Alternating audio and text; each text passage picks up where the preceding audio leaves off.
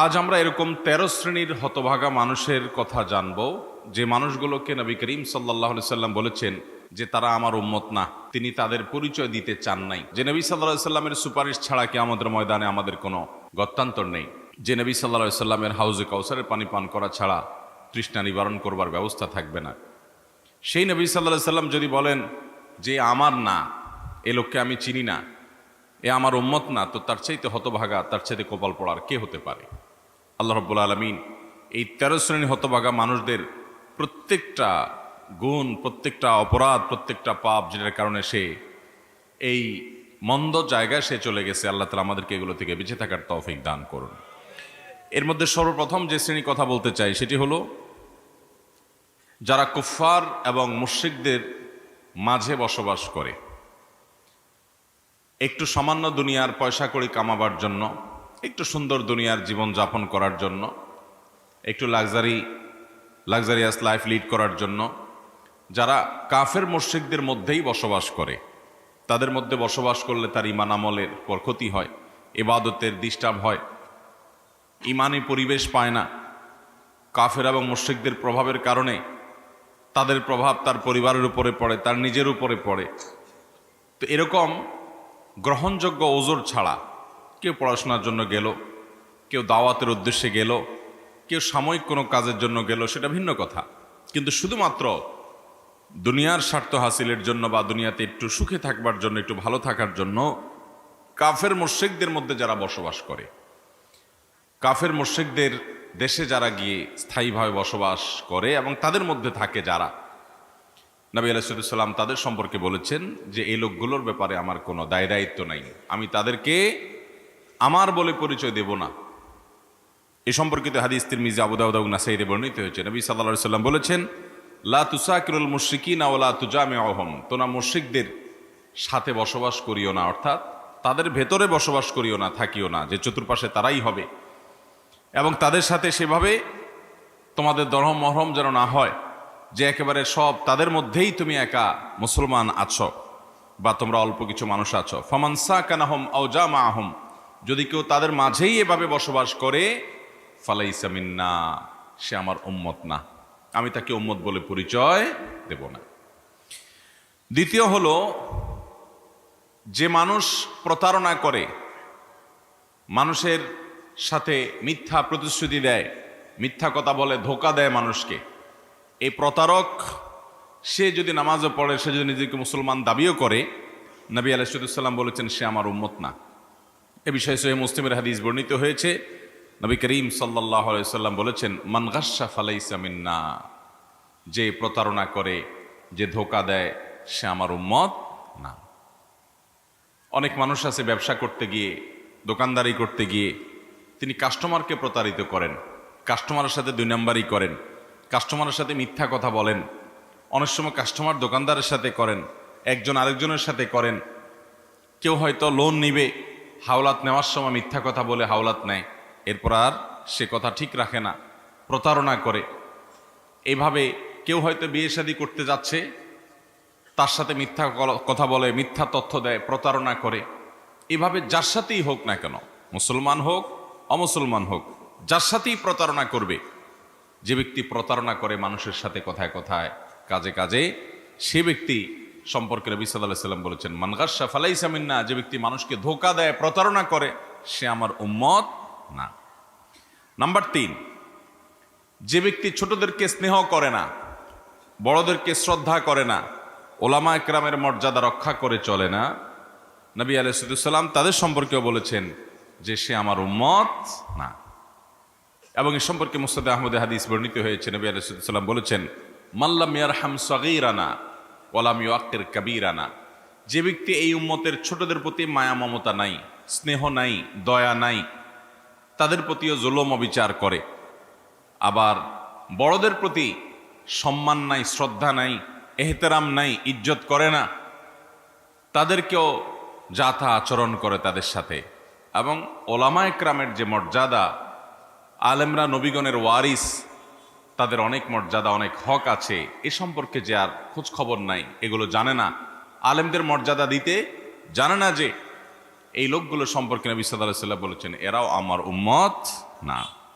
Number 4, যে ব্যক্তি মুসলমান হয়েও অন্য ধর্মাবলম্বী মানুষদের বেশভূষা গ্রহণ করে, তাদের মতো পোশাক আশাক পরে, তাদের মতো কৃষ্টি কালচার ধারণ করে, তাদের যে চাল চলন আছে, তাদের যে লাইফস্টাইল আছে, তাদের সব কিছুর অনুকরণ করে, অন্য ধর্মাবলম্বীদের এই কৃষ্টি কালচার সংস্কৃতি ইত্যাদির যদি অনুসরণ করে, নবী সাল্লাল্লাহু আলাইহি ওয়াসাল্লাম তার সম্পর্কেও একই কথা বলেছেন। এবং এ বিষয়ে তিরমিজিতে হাদিস বর্ণিত হয়েছে, নবী সাল্লাল্লাহু আলাইহি ওয়াসাল্লাম বলেছেন লাইসা মিন্না মান তাশাব্বাহা বিগাইরিনা, যে ব্যক্তি অন্য ধর্মাবলম্বী মানুষদের সাদৃশ্য গ্রহণ করে, তাদের অনুরূপ কৃষ্টি কালচার চলন বলন এগুলো তার ভিতরে ধারণ করে, এ ব্যক্তি আমার উম্মত না। আমাদের সমাজে এরকম বহু মানুষ আছে যে অন্য ধর্মাবলম্বী কাফের এবং মুশরিকদের মতো হতে নিজেদেরকে তারা পছন্দ করে, ভালোবাসে, তাদেরকে অনেক সময় শ্রেষ্ঠ মনে করে, যার ভিতরে আল্লাহর প্রতি ঈমানই নাই, আখিরাতের প্রতি ঈমানই নাই। তো এরকম অমুসলিমদের সাথে সাদৃশ্য গ্রহণকারী ব্যক্তি, এই সম্পর্কে নবী সাল্লাল্লাহু আলাইহি ওয়াসাল্লাম বলেছেন সে আমার উম্মত না। নাম্বার 5, ওই ব্যক্তি যে ব্যক্তি পুরুষ হয়ে নারীর অথবা নারী হয়ে পুরুষের বেশভূষা ধারণ করে, পোশাক আশাকে, চুল রাখার ক্ষেত্রে, উঠা বসার ক্ষেত্রে, এগুলোকে সে কোনো দোষের কিছু মনে করে না, বরং পুরুষ হয়ে মহিলাদের স্টাইল ধরে, মহিলা হয়ে পুরুষের স্টাইল ধরে। নবী করিম সাল্লাল্লাহু আলাইহি সাল্লাম এই শ্রেণী মানুষ সম্পর্কে আহমদ এবং তাবরানী বর্ণিত হাদিসে বলেছেন লাইসা মিন্না মান তাশাব্বাহা বির-রিজালি মিনান নিসা ওয়ালা মান তাশাব্বাহা বিন-নিসা মিনার রিজাল, অর্থাৎ ওই সকল মহিলারা আমার উম্মত না যে মহিলারা পুরুষদের বেশভূষা ধারণ করে, এবং ওই সকল পুরুষরা আমার উম্মত নয় যে সকল পুরুষরা মহিলাদের বেশভূষা ধারণ করে। মোহতারাম হাজরিন, আল্লাহ তাআলা পুরুষদেরকে সৃষ্টি করেছেন কিছু বিশেষ বৈশিষ্ট্য দিয়ে, নারীদেরকে সৃষ্টি করেছেন তাদেরও কিছু বৈশিষ্ট্য আল্লাহ তাআলা দিয়েছেন। কোন পুরুষ যদি নারীর বেশভূষা ধারণ করতে চায়, তার মানে তিনি পুরুষ হিসেবে প্রাউড ফিল করছেন না, তার পুরুষত্বের ব্যাপারে তিনি আল্লাহ তাআলার এই নেয়ামত পেয়ে তিনি যথেষ্ট মনে করছেন না। কোনো নারী যদি নিজেকে পুরুষের মতো করতে চান পোশাক আশাকে, তাহলে বুঝতে হবে তার নারীত্ব নিয়ে তিনি সন্তুষ্ট না, তিনি নারীত্বকে অপমান করছেন, তিনি পুরুষ হয়ে জাতে উঠতে চাইছেন। আল্লাহ তাআলা নারী এবং পুরুষকে সৃষ্টিগতভাবে শারীরিক অবকাঠামো বলে নানান দিক থেকে বিভিন্ন রকমের পার্থক্য আল্লাহ রেখেছেন, বৈশিষ্ট্য আল্লাহ তাআলা দিয়েছেন, প্রত্যেকের আলাদা আলাদা বৈশিষ্ট্য আছে। এই বৈশিষ্ট্যগুলোকে তুলে দিয়ে একাকার করে ফেলানোর যে চেষ্টা, এই চেষ্টা মানুষের জন্য দুনিয়ার দিক থেকেও কোনো কল্যাণকর কিছু না, এটা কোনো সুখকর কিছু না, এটা কোনো আখিরাতের দিক থেকে কল্যাণকর কিছু নয়। এটা আল্লাহ তাআলা লানত বর্ষণ হওয়ার কারণ, এটা গুনাহের কারণ, এটা সামাজিক স্থিতিশীলতাকে নষ্ট করার কারণ। এই জন্য নবী সাল্লাল্লাহু আলাইহি ওয়াসাল্লাম এই হাদিসের আলোকে আমরা জানলাম যে সমস্ত পুরুষরা চুল রাখার ক্ষেত্রে, পোশাক আশাক পরার ক্ষেত্রে মহিলাদের বেশভূষা ধারণ করে, হাদিসে মহিলাদেরকে টাকনুর নিচে পোশাক পরতে বলা হয়েছে। বেশিরভাগ পুরুষদেরকে দেখবেন আমাদের সমাজে তারা টাকনুর নিচে প্যান্ট পরে, মহিলাদের মতো হলো। আবার মহিলাদেরকে আল্লাহ রাব্বুল আলামিন তাদেরকে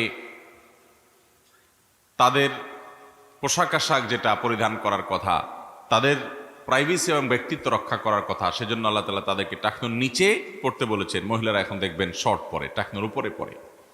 ঠিক একইভাবে আল্লাহ রাব্বুল আলামিন পুরুষদেরকে চুল মহিলাদের মতো রাখতে বলেন নাই, তাদের চুল বড় করবে সেটারও একটা ধরন আছে, সেটারও একটা লিমিটেশন আছে।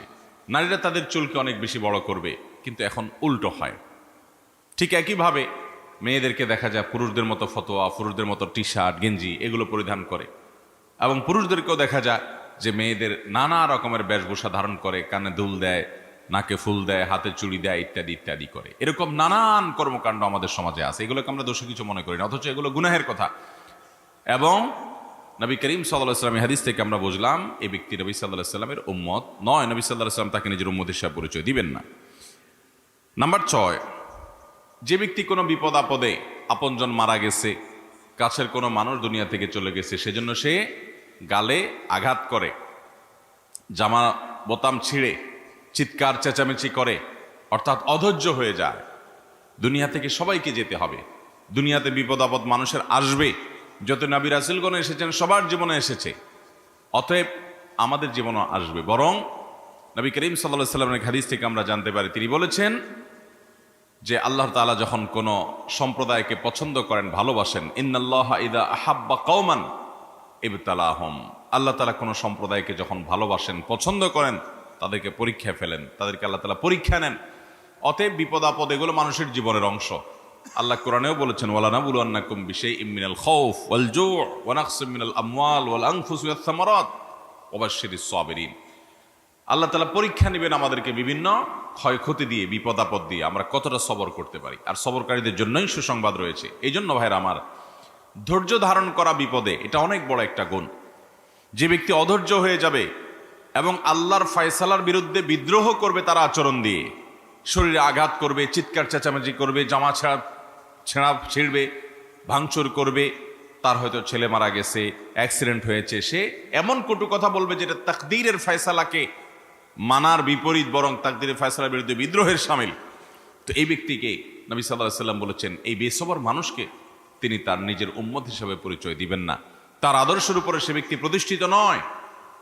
এই জন্য নবী সাল্লাল্লাহু আলাইহি ওয়াসাল্লাম বলেছেন, বুখারী এবং মুসলিমে বর্ণিত হাদিস, লাইসা মিন্না মান দারাবাল খুদুদ, যে ব্যক্তি গালে আঘাত করে, নিজের শরীরে নিজে আঘাত করে, কোনো বিপদের কারণে, কারো মৃত্যুর কারণে, মন খারাপ করে, অসাক্কাল জুয়ুব, অথবা জামা কাপড় ছিঁড়ে, আও দাওয়া বিদাওয়াল জাহিলিয়া, অথবা যে ব্যক্তির মধ্যে একটা বদগুণ আছে, জাহেলি যুগের ডাক দেয়। জাহেলি যুগের ডাক কি? নিজের দল, নিজের গ্রুপ, নিজের বলয়, এটার ভিত্তিতে তার ওয়ালা বারা প্রতিষ্ঠিত হয়। সে ভালোবাসে দলের জন্য, সে ভালোবাসে তার গোত্রের জন্য, সে ভালোবাসে তার অঞ্চলের জন্য, ভাষার জন্য, আবার বিদ্বেষ করে এটার ভিত্তিতে। অথচ ইমানদারের ভালোবাসা হবে আল্লাহর খাতিরে, ইমানদারের বিদ্বেষ হবে আল্লাহর খাতিরে।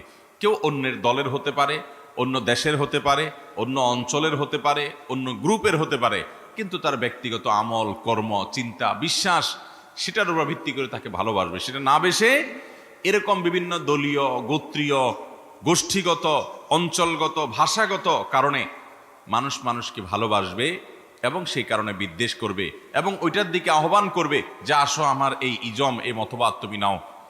এইটাকে নবী সাল্লাল্লাহু আলাইহি ওয়াসাল্লাম জাহেলিয়ত বলেছেন। এই জাহেলিয়তের দিকে যে আহ্বান করবে তার সম্পর্কে নবী সাল্লাল্লাহু আলাইহি ওয়াসাল্লাম বলেছেন, সে আমার উম্মত না। নাম্বার 7, যে ব্যক্তি কোরআন তেলাওয়াত করবে কিন্তু কোরআন তেলাওয়াতের মধ্যে আল্লাহ তাআলা তাকে যতটুকু সুর দিয়েছেন সুন্দর কণ্ঠে কোরআন তেলাওয়াত চেষ্টা করে না। বুখারী বর্ণনায় আসছে, নবী সাল্লাল্লাহু আলাইহি ওয়াসাল্লাম বলেছেন, লাইসা মিন্না মান লাম ইয়াতাগান্না বিল কোরআন, যে ব্যক্তি কোরআন তেলাওয়াতে সুন্দর কণ্ঠ দেয় না। প্রত্যেককে আল্লাহ তাআলা একটা কণ্ঠ দিয়েছেন, সে যতটুকু পারে তার ওই কণ্ঠকে সুন্দর করে আল্লাহর কালাম তেলাওয়াত করবে, শুদ্ধ করে তেলাওয়াত করবে। তো আল্লাহর কালাম তেলাওয়াতের সময় সে একটু সুন্দর কণ্ঠ, শুদ্ধতা, এটার প্রতি খেয়াল রাখে না। তার সাধ্য অনুযায়ী যতটুকু সে পারে ততটুকু সে করে না। তো এই ব্যক্তি সম্পর্কে বলেছেন নবীজি সাল্লাল্লাহু আলাইহি ওয়াসাল্লাম, সে আমার উম্মত নয়। 8 নম্বর হলেন ওই মানুষ যারা মুসলমানদের সঙ্গে লড়াই করতে আসে, মুসলমানদেরকে আঘাত করে, দলীয় কারণে, রাজনৈতিক কারণে, আর্থিক কোনো স্বার্থের কারণে, অঞ্চলগত কোনো কারণে, যে কারণেই হোক না কেন, যে ব্যক্তি কোনো মুসলমানদেরকে অস্ত্র ত্যাগ করে, কোনো মুসলমানকে হত্যা করার জন্য উদ্যত হয়, অস্ত্র ব্যবহার করে, মুসলমানের উপরে চড়াও হয়, আক্রমণ করে, তাহলে সে ব্যক্তি সম্পর্কে নবী সাল্লাল্লাহু আলাইহি ওয়াসাল্লাম কথা বলেছেন, সে আমার উম্মত নয়। এ সম্পর্কে বুখারীর হাদিসে আসছে, নবী আলাইহিস সালাম বলেছেন, মান হামানা আলাইনা সালাহ ফালাইসা মিন্না, যে ব্যক্তি আমাদের বিরুদ্ধে অস্ত্র ধরে সে আমাদের উম্মত হতে পারে না। নাম্বার 9, যে ব্যক্তি কোনো গণকের কাছে যায়, কোনো কবিরাজের কাছে যায়, সে গণক কবিরাজ তাকে ভবিষ্যৎ সম্পর্কে বলে দেয় এবং সেগুলোকে সে বিশ্বাস করে। অথবা কোনো জাদুকরের কাছে যায়, ব্ল্যাক ম্যাজিশিয়ানের কাছে যায়, কবিরাজের কাছে যায়, জাদু টোনা করে, সেটা কাউকে ক্ষতি করার জন্য করে, অথবা কাউকে কাছে টানার জন্য করে, আপোষের জন্য করে, কিংবা শত্রুতা করার জন্য করে। এই কাজগুলো যারা করে নবী সাল্লাল্লাহু আলাইহি ওয়াসাল্লাম তাদের সম্পর্কে বলেছেন, সে আমার উম্মত না। তিনি বলেছেন, লাইসা মিন্না মান তাতাইয়ারা আও তুতুইরা লাহ আও তাকাহানা আও তুকুহিনা লাহ আও সাহারা আও সুহাইরা লাহ, যে ব্যক্তি গণকের কাছে যায়, যে গণকের সাহায্য নেয়, অথবা কোনো কবিরাজের কাছে গিয়ে তার সাহায্য নেয়, সে তাকে ভবিষ্যতে কি হবে সেটা বলে দেয়, অথবা জাদুটোনা করে কোনো জাদুকরের কাছে যায়, যার কাছে যায় সে আর যে যায় সে, এই উভয়ের জন্য একই কথা প্রযোজ্য। নবী সাল্লাল্লাহু আলাইহি ওয়াসাল্লাম বলেছেন সে আমার উম্মত না। আমাদের সমাজে দেখবেন অনেক বউ তার শাশুড়িকে আপোস করার জন্য কবিরাজের কাছে যায়, অথবা একজন আরেকজনের বিরুদ্ধে ক্ষতি করার জন্য কবিরাজের কাছে যায়, কোনো মেয়ের বিয়ে বন্ধ করার জন্য অনেক কবিরাজের কাছে যায়, অনেক জাদুকরের কাছে যায়। এরকম যারা যাবে এই মানুষগুলোকে নবী সাল্লাল্লাহু আলাইহি ওয়াসাল্লাম বলেছেন সে আমার উম্মত হতে পারে, এবং এই যাওয়ার কারণে কখনো কখনো ঈমান পর্যন্ত চলে যেতে পারে। কারণ এই ব্ল্যাক ম্যাজিশিয়ান, এই জাদুকরেরা এবং কিছু কিছু খুনকারেরা যারা এরকম বিশেষ করে ব্ল্যাক ম্যাজিকের আশ্রয় নেয়, এরা তো রীতিমতো কাফিরের গণ্ডিতে চলে যেতে পারে এরকম পর্যায়ের। আর বাকি যেগুলো আছে তাদের অনেকগুলোই বিদআতের চরম পর্যায়ে চলে যায়। আল্লাহ রাব্বুল আলামিন এই ভয়াবহ বিষয় থেকে আমাদেরকে বেঁচে থাকার তৌফিক দান করুন। তাহলে গণকের কাছে গেলে এবং কবিরাজের কাছে গিয়ে ভবিষ্যৎ জানার চেষ্টা করলে, বা কারোর লাভ ক্ষতি করার জন্য ব্ল্যাক ম্যাজিকের আশ্রয়, ব্ল্যাক ম্যাজিশিয়ান বা জাদুকরের কাছে যদি কেউ যায়, তাহলে এই ব্যক্তিকে নবী সাল্লাল্লাহু আলাইহি ওয়াসাল্লাম বলেছেন সে আমার উম্মত নয়। নাম্বার 10, যে ব্যক্তি কোনো জালেম শাসকের সমর্থনকারী হবে, তার দালালি করবে, সে মিথ্যা বলে, সে মিথ্যার পক্ষে কথা বলবে, জেনেও সে ওই মিথ্যার পক্ষে লড়বে এবং তার জুলুমের পক্ষে অবস্থান নেবে, এই সম্পর্কে নবী সাল্লাল্লাহু আলাইহি ওয়াসাল্লাম বলেছেন সে আমার উম্মত নয়। এই সম্পর্কে বাজ্জার এবং তাবরানী বর্ণিত হাদিস আছে, মুসনাদ আহমদে বর্ণিত হাদিস আছে। নবী সাল্লাল্লাহু আলাইহি ওয়াসাল্লাম বলেছেন সাতাকুনু উমারা ইয়াকযিবুন ওয়া ইয়াজলিমুন, একটা সময় আসবে কিছু শাসক আসবে দুনিয়াতে, এরা মিথ্যা কথা বলবে জনগণের সাথে, মানুষের সাথে, আবার তাদের অধীনস্থ লোকদের প্রতি তারা জুলুম করবে। ফামান সাদ্দাকাহুম বিকাযবিহিম ওয়া আ'আনাহুম আলা যুলমিহিম ফালাইসা মিন্না ওয়ালাস্তু মিনহুম, যেই লোকগুলো তাদের এই মিথ্যা কথাকে সত্য বলে মানুষের কাছে প্রচার করবে এবং তাদের জুলুমকে যারা সমর্থন করবে, সহযোগিতা করবে, নবী সাল্লাল্লাহু আলাইহি ওয়াসাল্লাম বলেছেন তারা আমার কেউ না আর আমিও তাদের কেউ না। ওয়ালা ইয়ারিদু আলাইয়াল হাউজ, এবং কিয়ামতের ময়দানে আমার হাউজে কাউসারে তারা পানি পান করতেও আসতে পারবে। ভয়ঙ্কর কথা। এর বিপরীতে নবী সাল্লাল্লাহু আলাইহি ওয়াসাল্লাম বলেছেন যে ব্যক্তি মিথ্যাকে মিথ্যা হিসাবে জানবে, এটাকে সত্য বলে সমাজে প্রতিষ্ঠিত করার চেষ্টা করবে না, জুলুমের পক্ষে গিয়ে সহযোগিতা করে জালিমের সহযোগী হবে না, তো সেই ব্যক্তি সম্পর্কে নবী সাল্লাল্লাহু আলাইহি ওয়াসাল্লাম বলেছেন সে আমার আর আমি তার, এবং সে আমার হাউজে কাউসারে পানি পান করবে ইনশাআল্লাহ। নাম্বার 11, যে ব্যক্তি যেটা নিজের না সেটা নিজের দাবি করবে, এই মিথ্যা দাবিদার, সে ব্যক্তি সম্পর্কে নবী সাল্লাল্লাহু আলাইহি ওয়াসাল্লাম বলেছেন সে আমার উম্মত না। আমাদের সমাজে অনেক মানুষ আছে দেখবেন যে কোনো কিছু দখল করার সুযোগ পাইছে তো দখল করে এবার নিজের বলে দাবি করছে, মিথ্যা কাগজপত্র, মিথ্যা দলিল তৈরি করে নিয়ে কোনো জমি জমা দখল করে সে ওইটার দাবিদার, কোনো জিনিস, কোনো টাকা পয়সা, কোনো কিছু পাইছে তো মিথ্যা দাবিদার, ওইটার দাবি করে সেটা দখল করে আছে।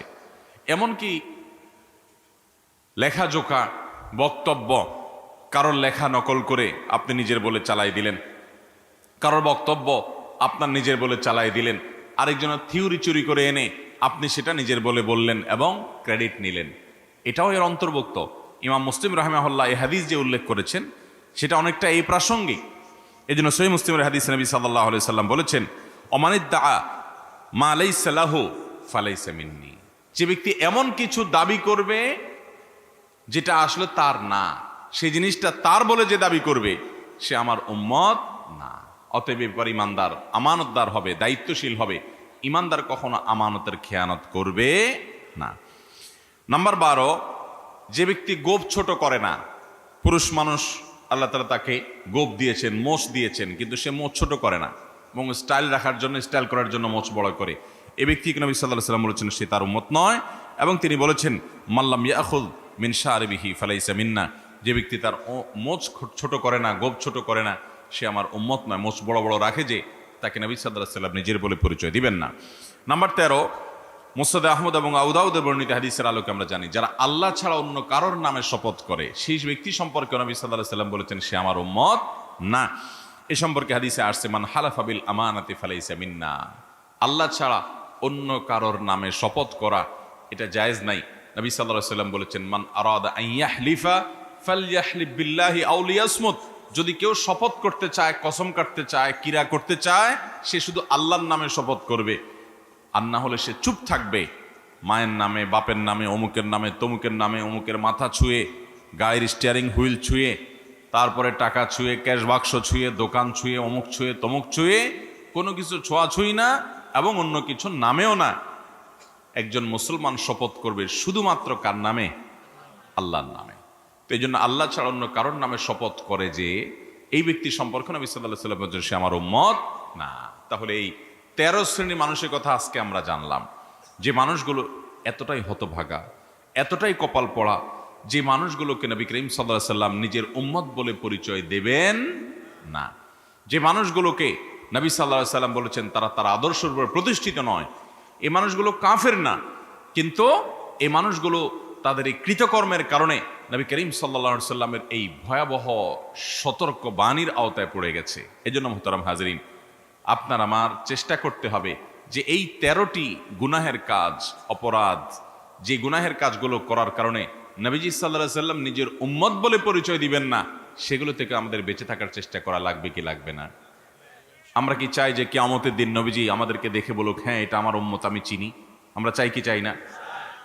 আমাদের এই ভিডিওটি যদি আপনার ভালো লেগে থাকে তাহলে ভিডিওতে একটি লাইক দিতে পারেন এবং আপনার প্রিয়জনদের সাথে শেয়ার করতে পারেন, এবং এইরকম আরও ভিডিও পেতে আমাদের ইউটিউব চ্যানেলটি সাবস্ক্রাইব করে পাশে থাকা বেল আইকনটি অন করে দিন।